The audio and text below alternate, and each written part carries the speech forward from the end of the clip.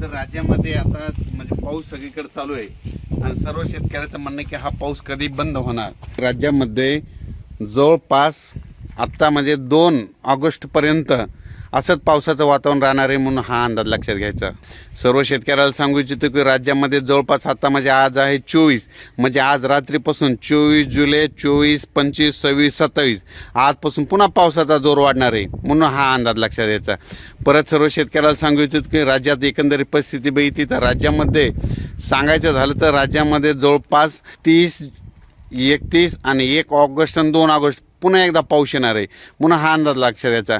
पण सांगायचं झालं तर राज्यामध्ये दररोज म्हणजे 2 ऑगस्टपर्यंत दररोज 2-2 दिवस प्रत्येक वेगवेगळ्या विभागामध्ये पाऊस राहणार आहे। म्हणजे सांगायचं झालं तर सुरुवातीला पूर्व विदर्भाकडे घेऊ तर पूर्व विदर्भामध्ये 6 जिल्हे तर त्या 6 जिल्ह्यामध्ये देखील म्हणजे 2 ऑगस्टपर्यंत दररोज भाग बदलत पाऊस पडणार आहे। त्याच्यानंतर पश्चिम विदर्भामध्ये 5 जिल्हे तर पश्चिम विदर्भामध्ये 5 जिल्ह्यामध्ये देखील दररोज 2-2 दिवस वेगवेगळ्या भागात चांगल्या स्वरूपाचा पाऊस मुक्काम करत राहणार आहे म्हणून हा अंदाज लक्षात घ्यायचा।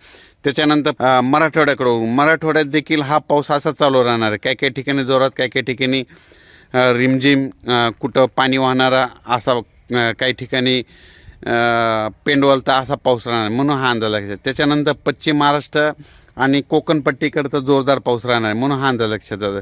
आणि त्याच्यानंतर सांगायचं झालं तर मुंबई आणि उत्तर महाराष्ट्राकडे आता म्हणजे ह्या आजपासून म्हणजे 25 उद्या आज 24 आहे 25पासून पुन्हा पावसाचा आणखीन जोर वाढत राहणार आहे म्हणजे हे अंदाज लक्षात जातं। म्हणजे सांगायचं झालं तर कोकणपट्टी पश्चिम महाराष्ट्र सातारा सांगली सोलापूर कोल्हापूर नगर या भागामध्ये जवळपास 2 ऑगस्टपर्यंत म्हणजे असंच पावसाचं वातावरण राहणार आहे। म्हणजे सरी चालू राहणार काही ठिकाणी रिमझिम राहणार आणि कोकणात तर जास्त मुसळधार स्वरूपाचा पाऊस पडणार आहे म्हणून हा अंदाज लक्षात घ्यायचा।